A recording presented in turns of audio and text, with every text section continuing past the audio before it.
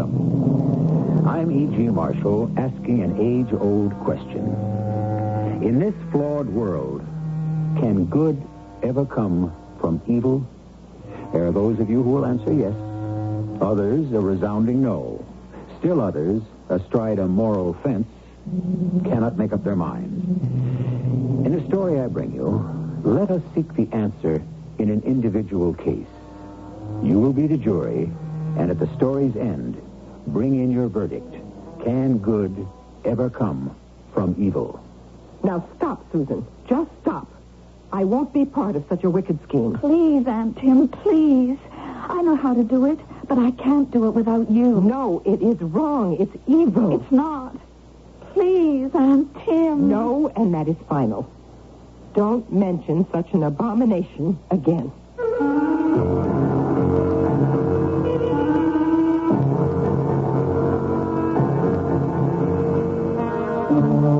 Our mystery drama, The Orphaned Heart, was written especially for the Mystery Theater by Nancy Moore and stars Roberta Maxwell.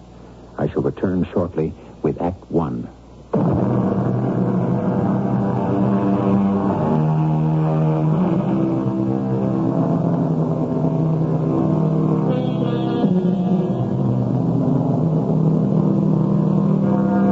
Nurse Susan Martin, in the operating room of Mercy Hospital, was there not as a nurse, but as a patient, paralyzed from a crushed spine. Dr. Levy, chief surgeon, leans above her, his kind old eyes trying to disguise what they both knew, that she was dying. Where, she wondered, was David? Hurt, too, in the automobile accident? Dead? She tries to say his name. Only a dry sound struggles from her throat before the ether claims her. When she returns to consciousness... But this is Susan's story. Only she can do it justice.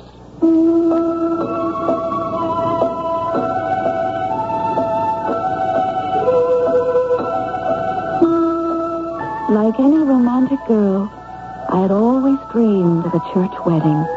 Bridesmaids and organ music. The bride in satin and lace. Instead, I wore a coarse hospital gown. And instead of standing at a flowering altar, I lay flat on a hospital bed. I, David, take thee, Susan. I, Susan, take thee, David, till death do us part.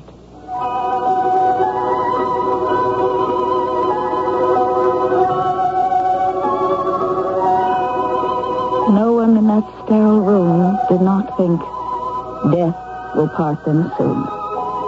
David kissed me, sealing the pitiful vows. Then Dr. Levy's voice saying, Susan must rest now. And the room was empty. The bride alone, remembering.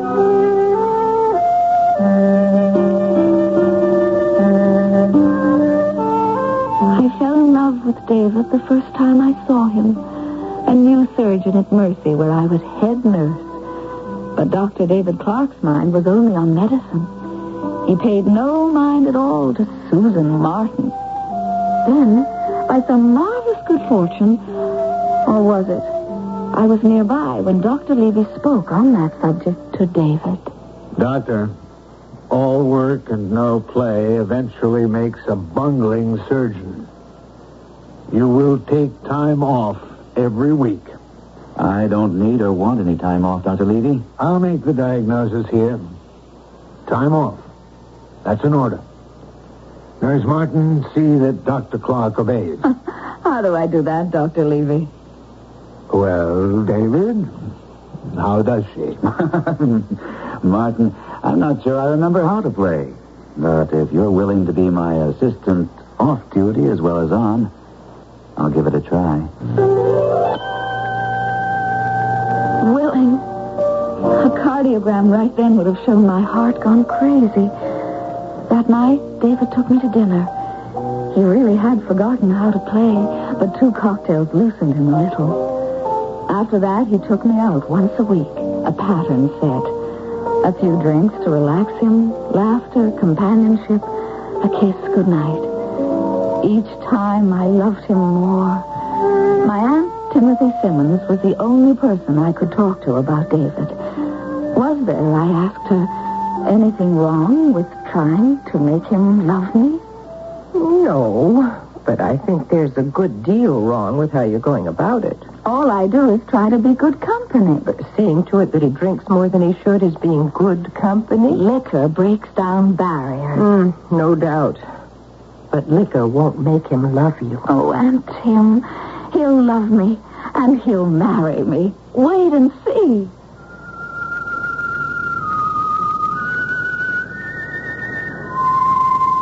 One summer night, David and I went to the seashore. After a moonlight swim, we lay close in the warm sand, had drinks from a thermos, and forgot to eat our picnic supper. He kissed me longer and sweeter than he ever had, and called me Susan. Always before, I was Martin. Susan. Oh, David, I love you. I love you so. Martin, no. Don't, please. You're very dear, but what's happened between us doesn't mean I... Love me? I know it doesn't. I've always known. Forget that I said that nonsense. It was the martinis talking. It's forgotten. Come, let's go for a drive. We drove with the top down under a full moon. I didn't care that David was driving much too fast, and I didn't see the sharp turn. At the moment we hurtled over a steep grade, I was wishing on a shooting star that David would love me and marry me one day. In the hospital after the long operation, when I came back to consciousness, David, unhurt, sat beside my bed, pale and stricken. Oh, Lord, Susan, what have I done to you? How can I make up for this? Marry me, Susan. Marry me.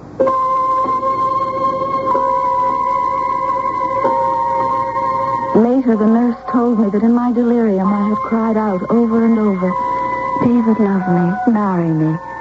And David heard. Why did I allow such a mockery of marriage? Because I believed what everyone believed, that I was dying, and I could face death with part of my life's dream come true. I, David, take thee, Susan, till death do us part.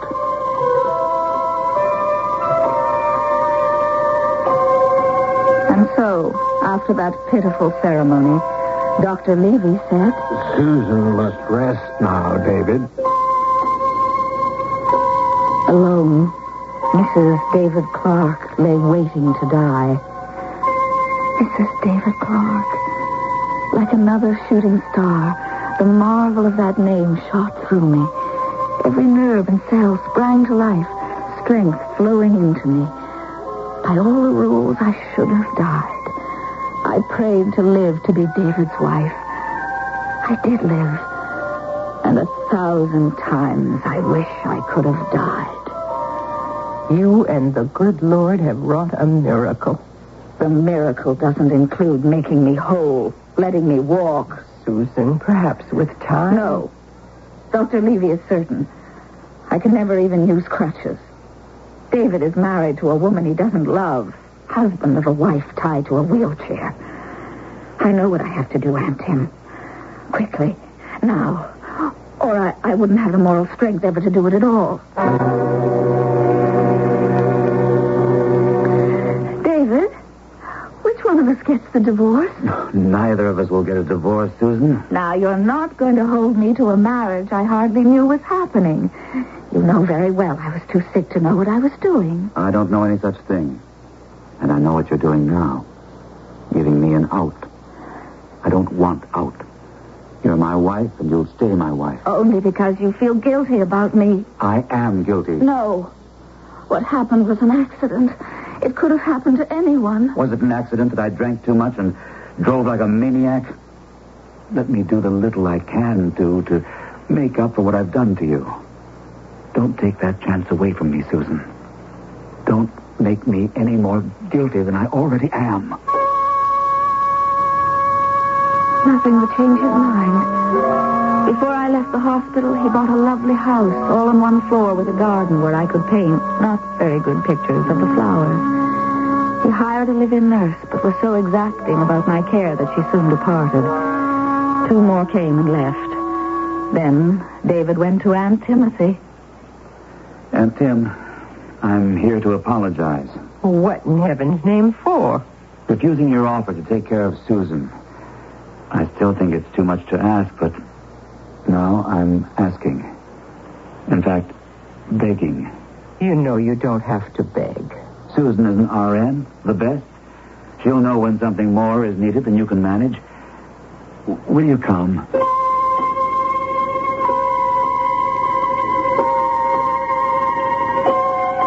Aunt Tim, 1,000 thanks for coming.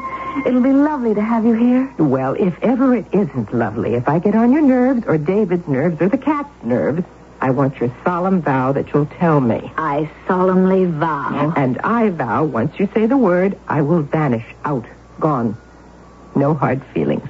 I wish David would vanish just because I say the word. Out, gone, no hard feelings. I've lost count of how many times I've asked him for a divorce.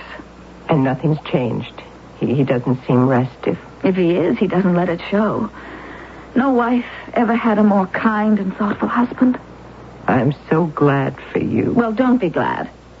Can't you see his wretched goodness and sweetness make me love him more? I see, but I don't... I don't want to love him. I know. If he were rotten to me, I could say, get out, leave me alone. I don't want you anywhere near me. And mean that so he'd believe me and go. One day, I will say it. I plan how. I rehearse it. I scream it so the lie will have the ring of truth. I've never yelled at David. He'll believe me if I yell. Oh, Aunt Tim, he's got to believe me this time. I can't wreck his life any longer. I'm sick of this charade, David. Bored into the grave with it. It's an empty act, and I hate it. Get out. Just get out. I just don't want you anywhere near me anymore. No, he could read my eyes. The months of mock marriage became 3 years. Where would it end? In my orphaned heart, I knew it had to end. But who would dream it would end the way it did? A few miles from our city flowed a wide river where I liked best to paint. Aunt Tim would drive me there, settle me on the bank with easel and paints, then leave to do her shopping. In spring, the waters fed by mountain streams ran wild and high, threatening to overflow. And in March of the 4th year... Dear, are you sure you don't mind staying alone when the river is like this? I like it best this way. It fascinates me. Well, I don't like it a bit. I'm afraid of it. What if there's a flash flood? Now, I'm putting your chair far from the bank, and I want you to promise you won't wheel any closer. That was the spring David fell in love, but not with me. He was not less kind, but his eyes sometimes had a faraway look, and once, wool gathering like that, he called me Laura. I asked who Laura was. Laura? Oh, why, she's the new head nurse at Mercy Hospital.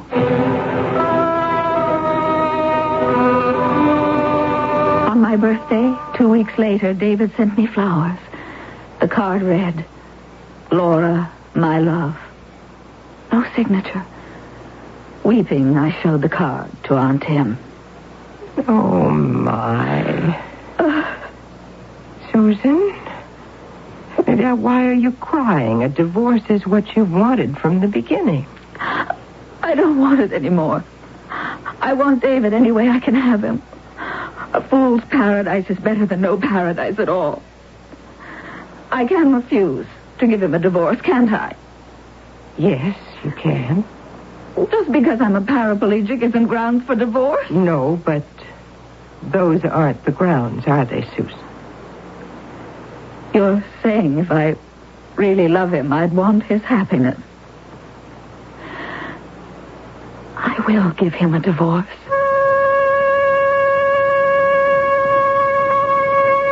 But David's request never came. Our arid life went on as before.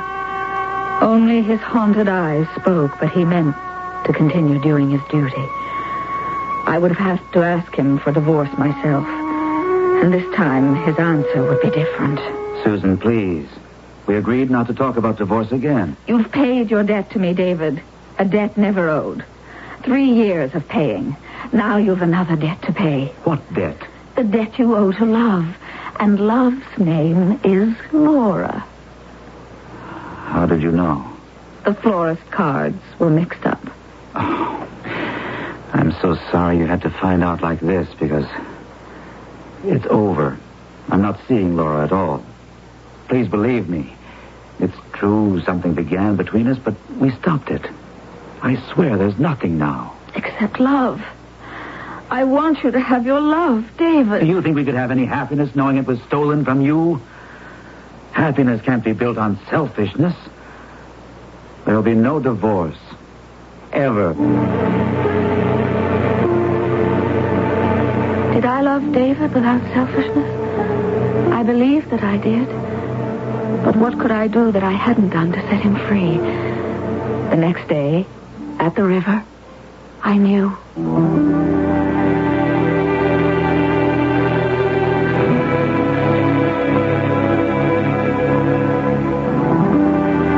Early April, the spring thaw in distant mountains, sending down angry waters, straining to leap the river's banks.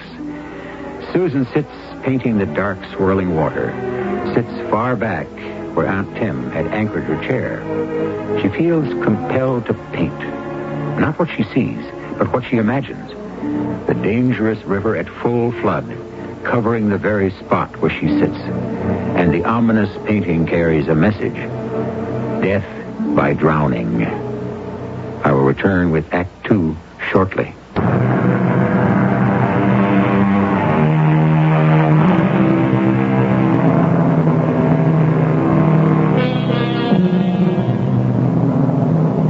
What have we now? A painting that seems to speak to the painter. Death by drowning, Susan. But your death will not look as if you chose it. It will seem an accident. And this time, your beloved need feel no guilt. Once another accident bound him to you. This one will set him free. At first, when the message came to me, I shouted, "No, no," and flung the painting to the ground. "Thou shalt not kill." It was murder, self-murder, a sin. Believing that, why did I keep thinking of it?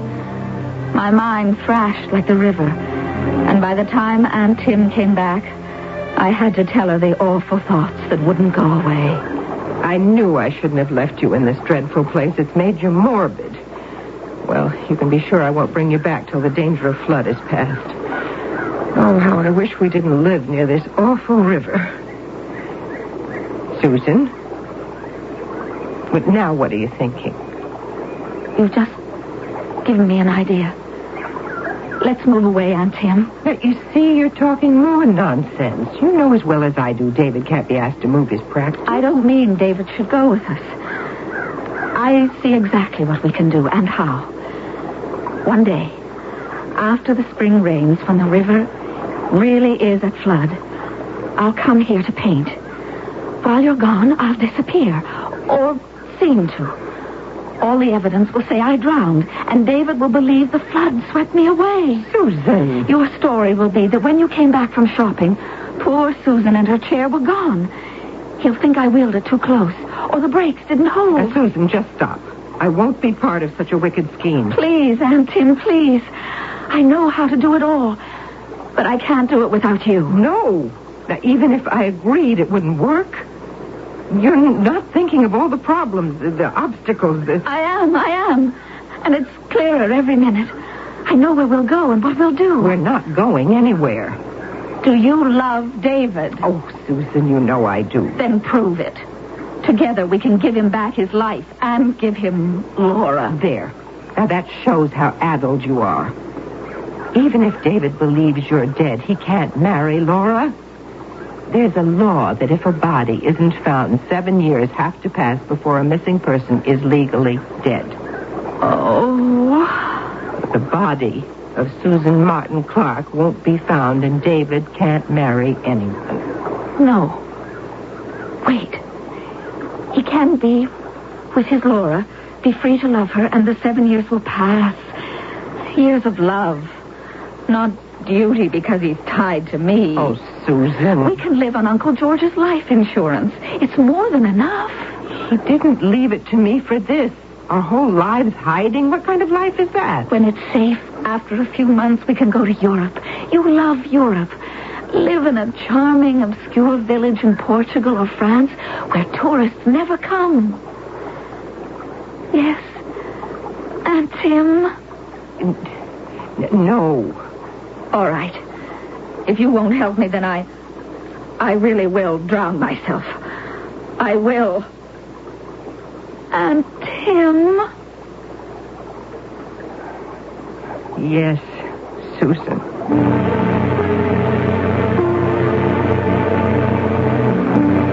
I think Aunt Tim knew I wouldn't carry out that shameless threat. But how could she be sure?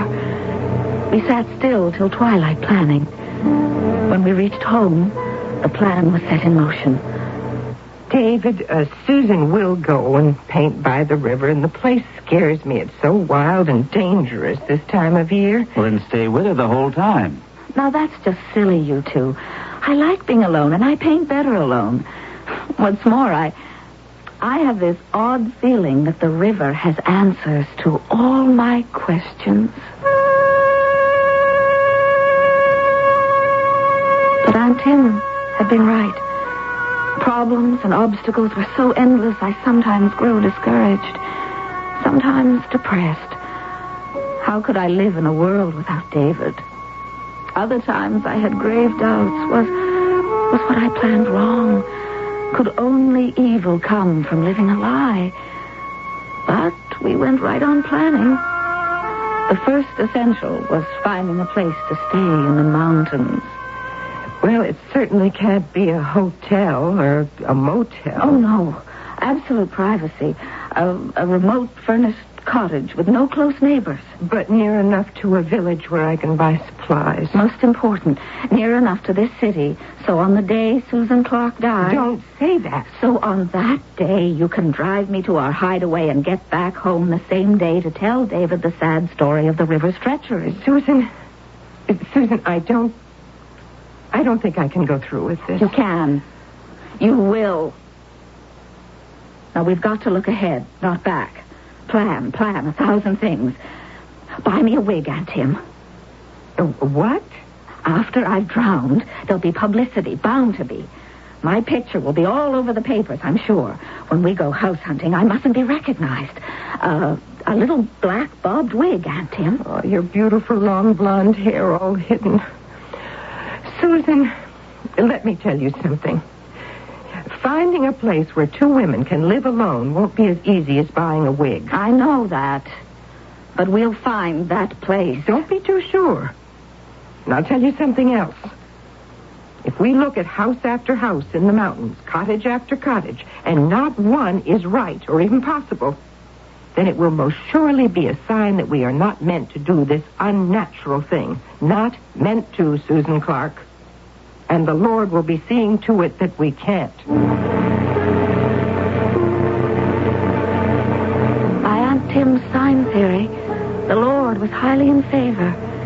Very soon, we were led to an almost perfect hideaway, a pretty isolated cottage 60 miles from the city. The sign out front told us part of what we needed to know. Furnished cottage for rent, monthly or yearly. Aunt Tim, we are supposed to do this. The little house is telling us so. In the village 3 miles away, we got the key from the owner, Mr. Albee. Luckily, he was too busy in his hardware store to go through the house with us, or I'd have had to stay in the car faking a sprained ankle. The cottage inside suited exactly, and Aunt Tim, to her own disgust, was developing into a marvelous liar. Mr. Albee, my niece's name is Mrs. Clayton, and I'm Mrs. Timmons. We're both widows and both love the mountains. We'd like to rent your cottage for at least 6 months. Well, now, ladies, it looks like it was just meant for the two of you. I want to believe that, Mr. Albee. When will you be moving in? Why, we're not sure yet. Some problems to solve first. Anyhow, the rainy season begins soon. I think we should come after the rains. Don't you think we should, Aunt Tim? Oh, yes, afterwards, absolutely. Ma'am, you ought to come before the rains. Then you'd see the stream alongside your cottage thundering down the mountain. It's a sight to behold. Well, yes, I'm sure it is. We'll try, Mr. Albee, but we just can't promise. Well, any time suits me, ladies. We'll pay the first month's rental now, if that's satisfactory. Oh, it's fine and dandy. And I hope you'll be happy up here. Kind of a long holiday, I take it? Very long. Longer than we've ever had.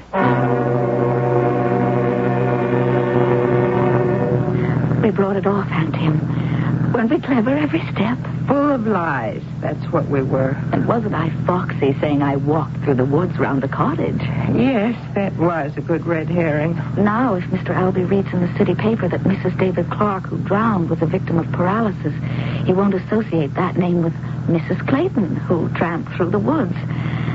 Oh, the stage is all set, Mrs. Timmons. The die is cast. Well, I wish I could be cheerful about it like you.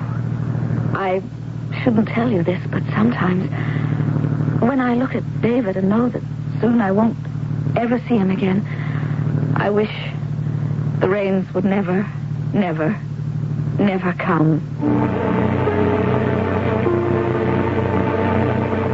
The rains did come. 3 days of drenching downpour. While the rains poured down, they were my tears. I pretended to David that I was annoyed because I couldn't go to my river, and overplayed my hand a little. Susie, you've got a kind of obsession about that river. Do you realize how much you talk about it? Do I? It's just that I feel boxed in when I can't go there. And the first day the sun shines, I'm going.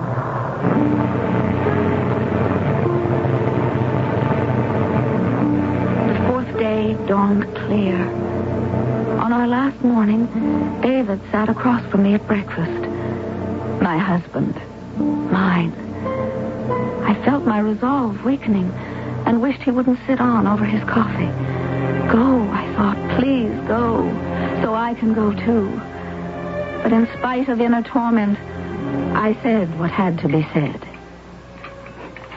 It's a lovely blue-eyed spring morning, David. I can go to the river. My wife and her love affair with a river. It does have something to do with a love affair. Can a husband be jealous of a river? You're teasing me. No, complimenting you, really. You're a marvel, Susie. Have I told you that lately? Probably not.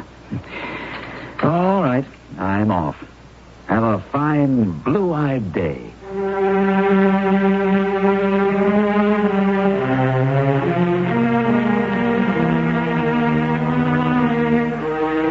Dr. David Clark came around the table to his wife, standing beside her wheelchair. Usually, in farewell, he only touched her cheek with his hand. If he kisses me, Susan thought, I cannot go. A kiss would be a sign that he loves me a little, and I will not go through with it. She holds herself rigid, waiting. And we must wait for Act 3.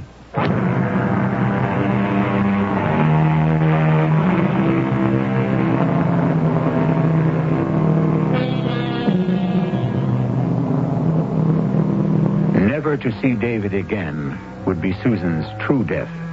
She longed for the kiss that would hold her to him. His hand touched her cheek.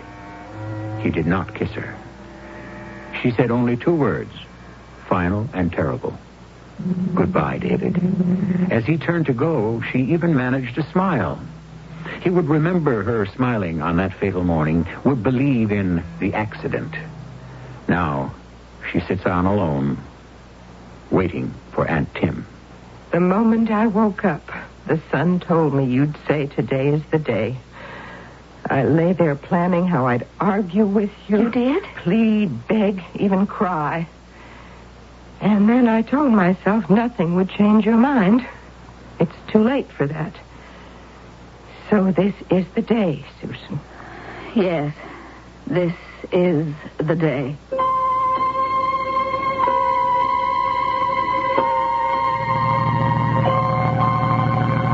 It's begun, Aunt Tim.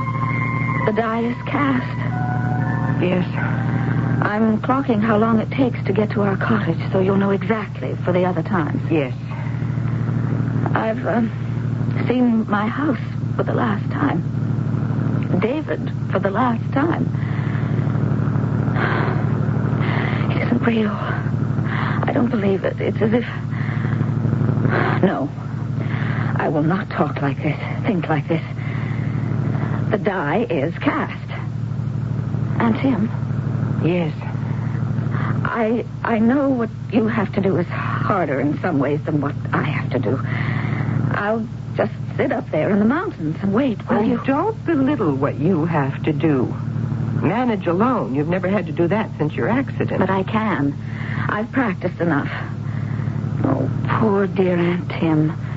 You have to go back and tell David the endless lies.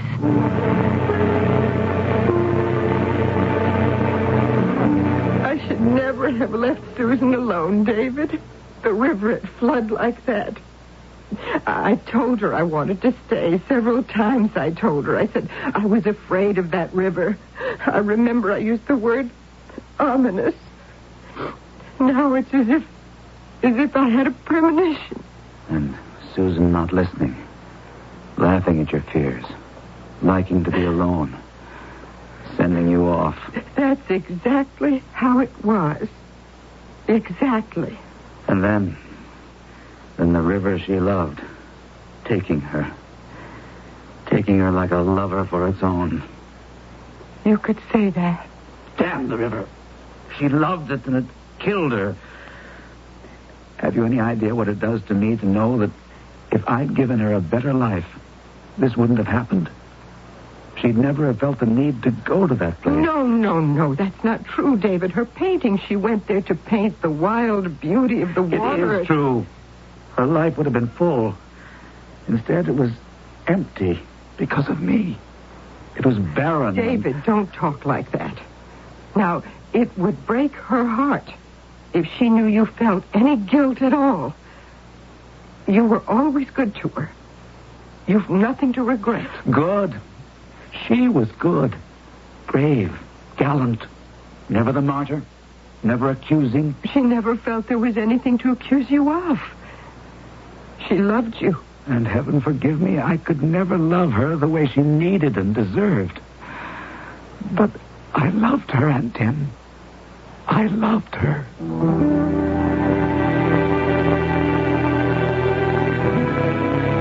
Alone in the mountains, one worry for me was that friendly Mr. Albee might come to call. He did just that. Fortunately, I was not in my chair. Tired from painting, I was lying on the couch when he knocked, my easel close by. Quickly, I took the Afghan covering me and threw it over my chair. Then, with my hands lifted, my legs to the floor so I could sit up. Who is it? Hey, Miss Albee.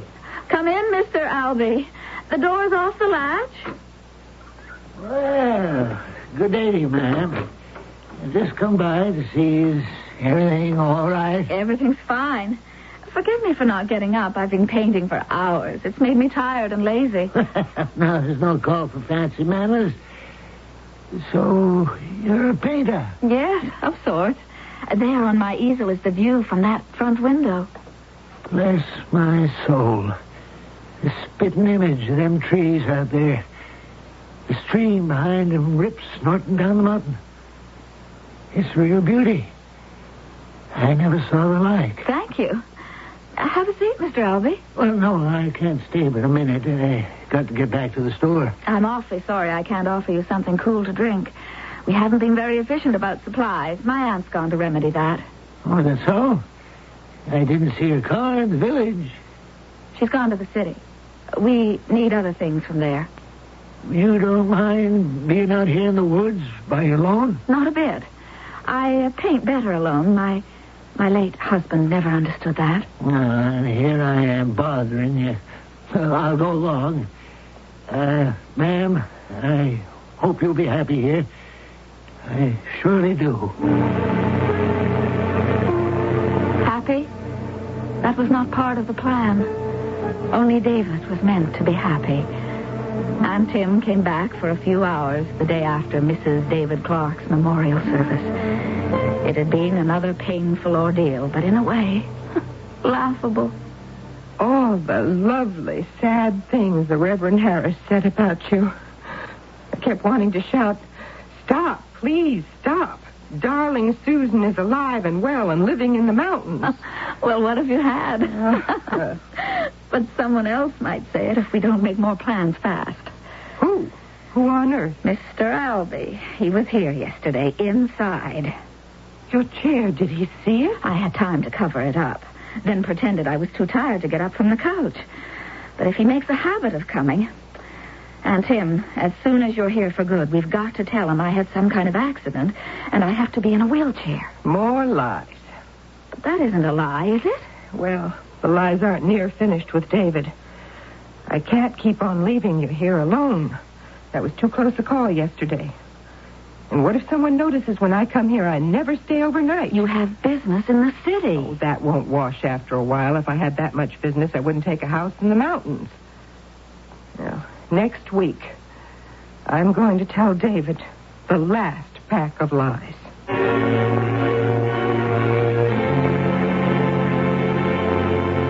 David, tell me I'm a busybody if you want to, but I just have to ask you a question. Any question. Ask.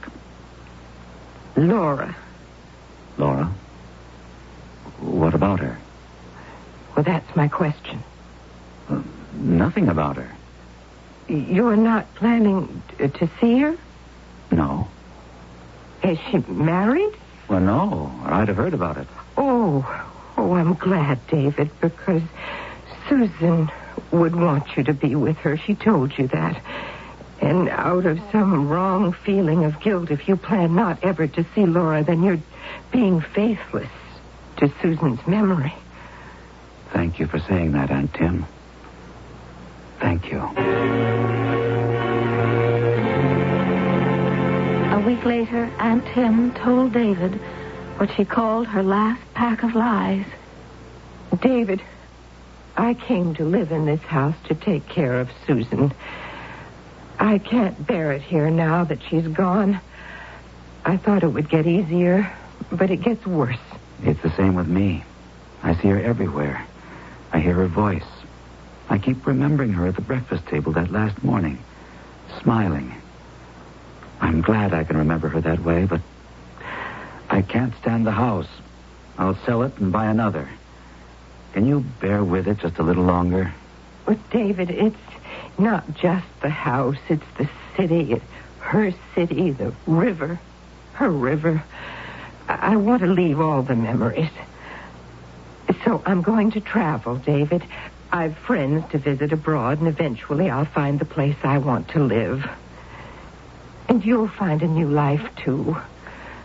I hope, and I know I speak for Susan, I hope it's with Laura.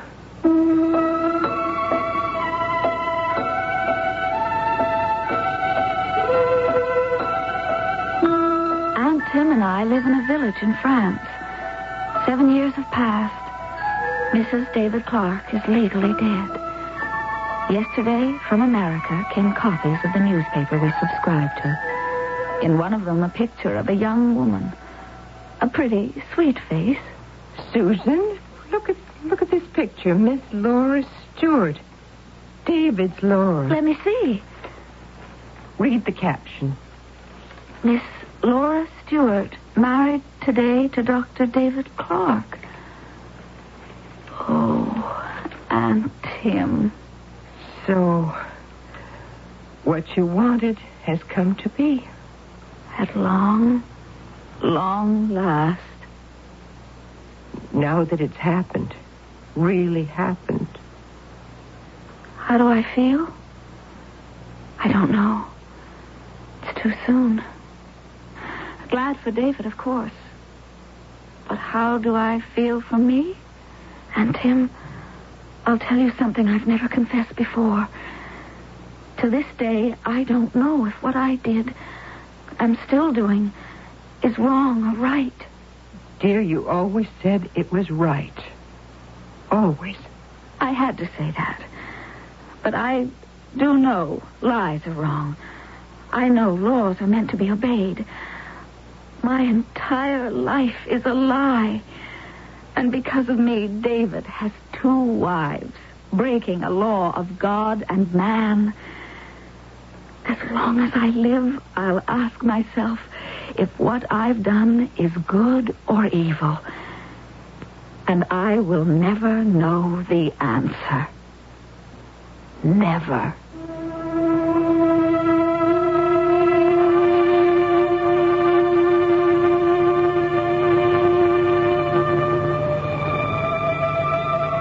On sleepless, haunted nights, Susan seems to hear a voice whisper, "It was wrong. An act of betrayal. Go back. What's done can be undone." She closes her ears. She will not hurt David anymore. What is now is forever. On better nights, she hears, "What you've done is good, is healing, an act of love. David is happy. Be happy, too." And she is. I will return shortly. Staying on the road with Quaker Stay, running long and trouble-free. Quaker State's new lifetime engine lubrication. Check out this amazing low price. The death of Susan Clark was a lie, but no one who hears her story can deny that she died 1,000 deaths. Now I ask again the question we began with. Can good come of evil? In the case of Susan Clark, I personally answer an unqualified yes. What do you answer? How finds the jury? Our cast included Roberta Maxwell, Terry Keane, Gordon Gould, and Robert Dryden.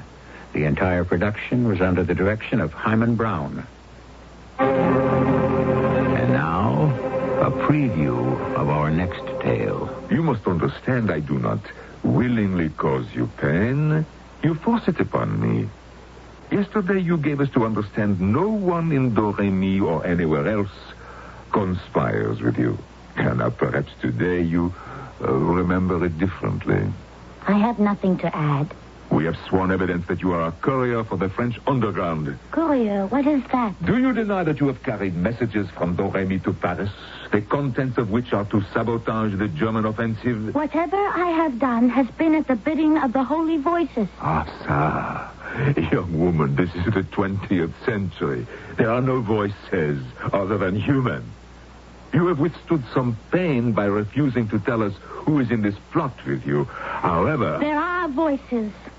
I tell you there are. This is E.G. Marshall, inviting you to return to our Mystery Theater for another adventure in the macabre. Until next time, pleasant dreams.